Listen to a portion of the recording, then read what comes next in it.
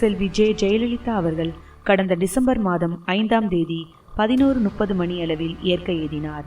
அதைத் தொடர்ந்து அவருடைய இறுதி சடங்கு புரட்சி தலைவர் எம்ஜிஆர் நினைவிடம் அருகிலேயே அமைக்கப்பட்டது.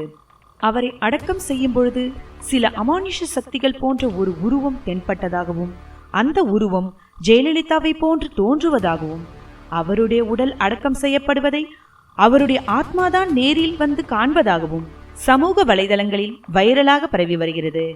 அவருடைய இறுதி அடக்கம் இரவு நேரத்தில் செய்யப்பட்டதால் அங்கு அமைக்கப்பட்ட மின் விளக்குகளின் ஒளி பிம்பங்களே ஜெயலலிதா உருவம் போல தோன்றியிருக்கலாம். எது எப்படியோ ஜெயலலிதாவின் இழப்பு தமிழக மக்களுக்கு ஓர் பேர் இழப்புதான். அவர் நம்மிடையே வாழ்ந்த நினைவுகள் என்றும் நம்மை விட்டு அகலாது.